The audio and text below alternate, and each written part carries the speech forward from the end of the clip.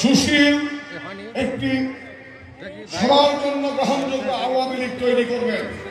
পাঁচবিবির মানুষের বুকের মধ্যে অনেক কষ্ট, বিশেষ করে পাঁচবিবির পূর্বাঞ্চল। আওয়ামী লীগ ক্ষমতায় রাতের অন্ধকারে হঠাৎ করে কিছু উচ্ছৃঙ্খল মানুষ সাইদিকে জাদু দেখার নাম করে আওয়ামী লীগের অসংখ্য নেতাকর্মীর বাড়ি ঘরে জ্বালিয়ে দিয়েছিল 2013 সালে। অসংখ্য মানুষ গৃহহীন হয়েছিল, অসংখ্য মানুষ রাস্তাহারা হয়েছিল। 2014 সালে 2015 সালে আন্দোলনের নামে তাণ্ডব সৃষ্টি করেছিল। আমরা তাদেরকে ঠিক মতো রক্ষা করতে পারি নাই। এটি আমাদের সামগ্রিক ব্যর্থতা। আমি কোন ব্যক্তির ব্যর্থতা হিসাবে এটাকে চিহ্নিত করি না। এটি আমাদের আওয়ামী পরিবারের সামগ্রিক ব্যর্থতা। এরপরেও সেই কর্মীরা 3 বছরের পরেও অনেকেই ভালো না।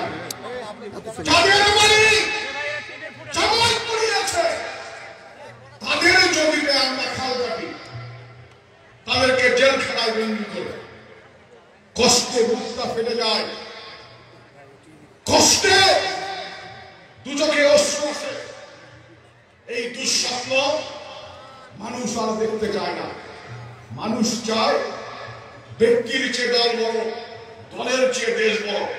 আপনাদের কাছে তাই প্রত্যাশা সবার, আপনারা সবাইকে সঙ্গে নিয়ে, সবাইকে বুকে আলিঙ্গন করে আগামী দিনে পূর্ব পশ্চিম চারিদিকে আওয়ামী লীগের দুর্গে, মুক্তিযুদ্ধের সপক্ষের শক্তির দুর্গে পাঁচবিবি, জয়পুরহাট, আক্কেলপুর, কালাইক্ষেত্রকে আপনারা গড়ে তুলবেন। আমরা সর্বান্তকরণে আপনাদের পেছনে ঐক্যবদ্ধ আছি। নেত্রী আপনাদেরকে বানিয়েছেন আশা নিয়ে, স্বপ্ন নিয়ে। কর্মী এবং নেত্রী, নিচে এবং উপরে দুই দিকের মানুষ, প্রেসারটা আপনাদের উপরে। এই প্রেসারটাকে ধারণ করে আগামী দিনে যদি আপনারা সবাইকে সঙ্গে নিয়ে সুন্দর আওয়ামী লীগ করতে চান, আমি বিশ্বাস করি ভবিষ্যতের সংবর্ধনা সভা এর চেয়েও বড় হবে, এর চেয়েও বৃহৎ হবে ইনশাআল্লাহ। আমি আপনাদের রাজনৈতিক সহকর্মী হিসাবে আমার পক্ষ থেকে সমস্ত দোয়া এবং ভালোবাসা এবং শুভকামনা আপনাদের প্রতি রইল।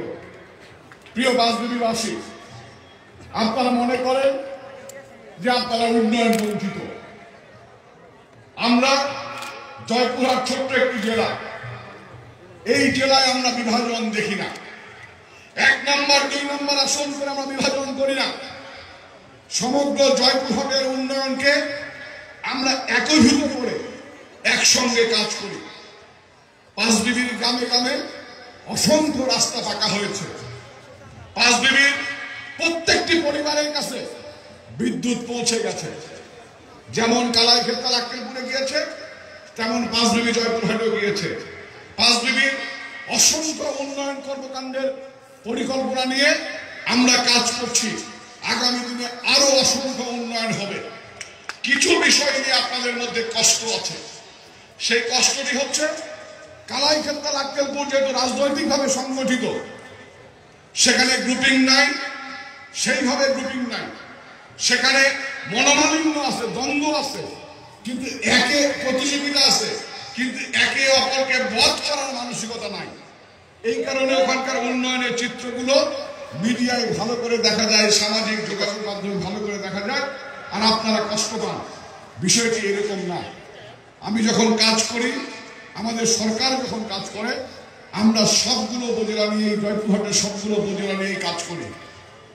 আপনাদের জয়পুরহাট হিলি সড়ক প্রশস্ত হচ্ছে না, সেখানে কাজ চলছে না। আপনাদের যমুনা নদীর উপরে 4টি ব্রিজ করার পরিকল্পনা নিয়ে আমরা আগাচ্ছি। এর মধ্যে 2টি ব্রিজের অলরেডি টেন্ডার হয়ে গেছে। আরো যা লাগবে কোনোটাতেই আমরা পিছুপা হব না। একটি জায়গায় আপনাদের কষ্ট আছে, কালাইক্ষেত্র, আক্কেলপুর, জয়পুরহাটে বড় বড় স্থাপনা হয়েছে কিছু, যেমন আইএসটি, ম্যাথস, টেকনিক্যাল ইনস্টিটিউট। এইরকম একটি স্থাপনা পাঁচবিবি মানুষের প্রাণের দাবি। আমি কথা দিলাম, আমি চিন্তা করছি যে কোন বিষয়ে, যে বিষয়ে কাজ করলে, আমি অযথা উন্নয়নে বিশ্বাস করি না। যে বিষয়ে কাজ করলে পাঁচবিবি এবং পার্শ্ববর্তী এলাকার সমস্ত মানুষের তরুণ সমাজের কাছে আসবে, সেরকম একটি স্থাপনা ইনশাআল্লাহ রাজনীতিতে আমরা প্রতিষ্ঠিত করব। জয়পুরহাট জেলা নিয়ে আমাদের স্বপ্ন যে আমরা এই সরকারের এই আমলের মধ্যে আগামী নির্বাচনের আগে আমরা জয়পুরহাট জেলার আইডিভুক্ত এলজিডি আইডিভুক্ত কোন রাস্তা কাঁচা রাখবো না ইনশাআল্লাহ।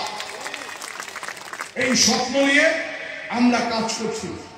আমি প্রতিনিয়ত আল্লাহ রাব্বুল আলামিন আমাকে সুযোগ দিয়েছেন, পথ দিয়েছেন। আমি একদম অজর পাড়াগ্রাম থেকে উঠে যাওয়া একটি মধ্যবিত্ত ঘরের সন্তান। আল্লাহ রাব্বুল আলামিনের অশেষ রহমতে আওয়ামী লীগের মতো একটি রাজনৈতিক দলের সাংগঠনিক সম্পাদক হবার সৌভাগ্য আমার হয়েছে। জাতীয় সংসদের হুইপ হওয়ার সৌভাগ্য হয়েছে। আমি আমার সমস্ত ক্ষমতাগুলোকে মানুষের কল্যাণে কাজে লাগানোর জন্য আমি নিয়োজিত রয়েছি। এই ক্ষমতাকে আমি ভোগ করার মানসিকতা পোষণ করি না। এই ক্ষমতা দিয়ে অপরকে দমন করার মানসিকতা পোষণ করি না। এই ক্ষমতা দিয়ে অপরের অনিষ্ট করার মানসিকতা পোষণ করি না। আমার স্বপ্ন হচ্ছে আমার জেলাটি দুঃখিনী জেলা। জয়পুরহাট জেলার উন্নয়ন অতীতে তেমন কোনোভাবে হয় নাই। যেহেতু আল্লাহ রাব্বুল আলামিন আমাকে একটা সুযোগ দিয়েছেন, এই সুযোগটা কয়দিন বাঁচবো, কয়দিন বেঁচে থাকবো আল্লাহ রাব্বুল আলামিন ছাড়া কেউ জানেন না। হয়তো পরের শব্দটি উচ্চারণ করতে পারবো কিনা এর কোনো গ্যারান্টি নাই। সেই প্রেক্ষাপটে আমার সমস্ত সুযোগ সুবিধাগুলোকে আমি এই জেলার মানুষের কল্যাণে, এই জেলার উন্নয়নে কাজে লাগাতে চাই। সমস্ত শ্রম এবং মেধা আমি এর মধ্যে নিয়োজিত করেছি। আপনারা একটু ধৈর্য ধারণ করুন। ইনশাআল্লাহ এই 5 বিবিকেও আমরা সাজিয়ে তুলবো সুন্দর করে সবাই মিলে। আমি উদ্বোধন করতে আসবো না, ভিত্তিপ্রস্তর করতে আসবো না, কিন্তু আমি সৃষ্টির সঙ্গে নিজেকে সম্পৃক্ত রাখবো। আমি কল্যাণের সঙ্গে নিজেকে সম্পৃক্ত রাখবো। আপনারা সবাই দোয়া করবেন আল্লাহ যেন এই তৌফিক আমাদেরকে দেন। ভাই এবং বন্ধুরা, আমি অন্য বিষয়ে কথা বলতে চাই। আমাদের দোষ আছে একটু। আমরা 5 বিবির মানুষ হঠাৎ করে সামনে এটা আমরা দেখি, দেখে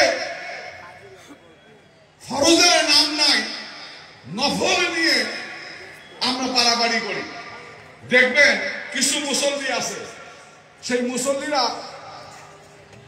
শোবাদের রাতে মাগরিবের নামাজের কোনো খবর নাই, এশার নামাজ থেকে শুরু করে ফজরের নামাজের আযান পর্যন্ত জেনে থাকে ইবাদত করে। ফজরের আযান দেওয়ার আগেই বাড়িতে যায় ঘুমায়। এরকম মুসল্লির কিন্তু সংখ্যা কম নয়। এই মুসল্লিরা প্রকৃত নামাজি না আনুষ্ঠানিক নামাজি, এইটা বিবেচনা করার দায়িত্ব 5 বিবির মানুষের। আমরা যারা রাজনীতি করি, বঙ্গবন্ধুর রাজনীতি, শেখ হাসিনার রাজনীতি, আমরা মদিনা সনদের বাইরে কোনো কর্ম করি না। আমরা টাকার বিনিময়ে ওয়াজ করতে চাই না। আমরা হেলিকপ্টার, মানুষের টাকায়, জাকাতের টাকায়, দানের টাকায় হেলিকপ্টার ভাড়া করে আমরা ওয়াজ করতে চাই না।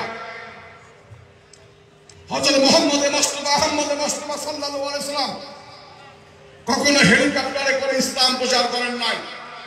কখনো টাকার বিনিময়ে হাদিয়া নিয়ে, এই শরৎ এই সেলফি বাস, কখনো টাকার বিনিময়ে হাদিয়া নিয়ে ইসলাম প্রচার করতে যান নাই। কখনো সুস্বাদু খাবার গ্রহণ করে দিনে ইসলামের কথা মাইকে প্রচার করতে যান নাই।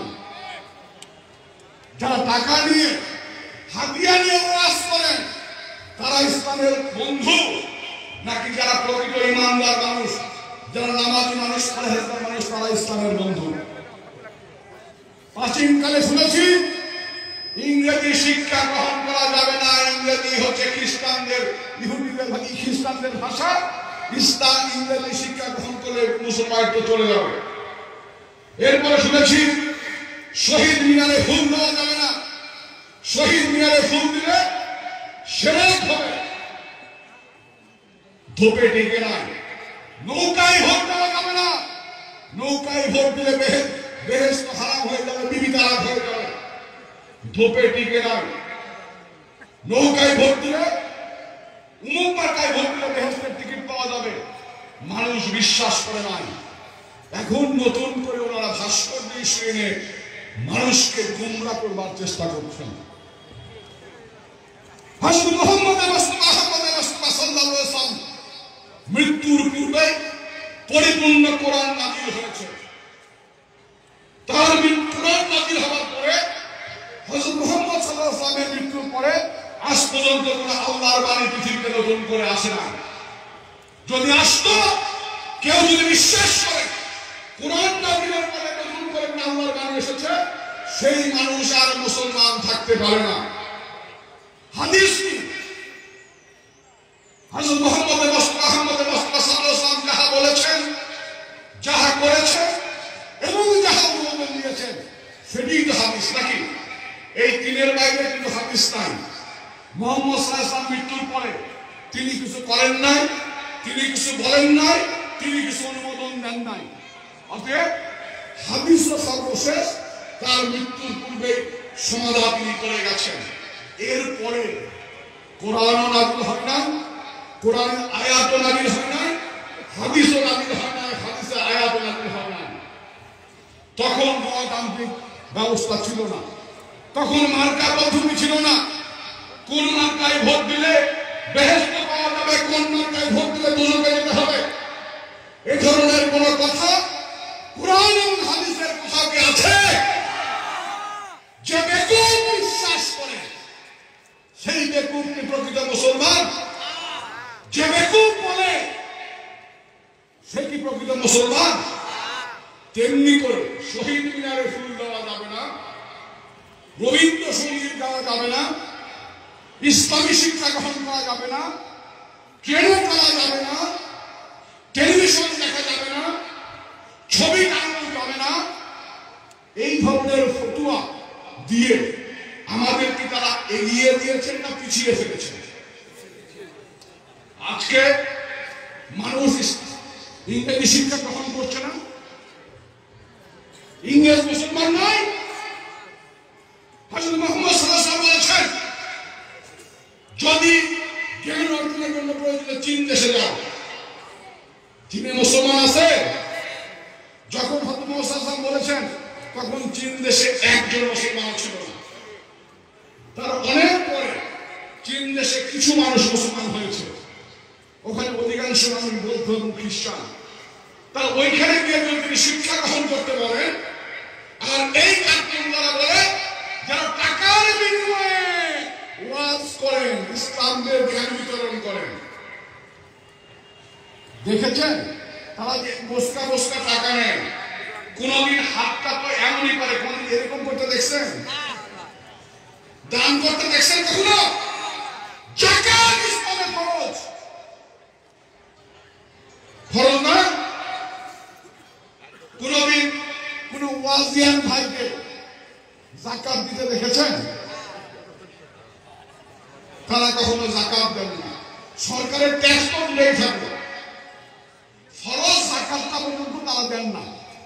আল্লাহ মানব, আল্লাহ জানেন তারা ফিতরাটা আদায় করেন কিনা, সেটা নিয়ে অনেকের সন্দেহ আছে।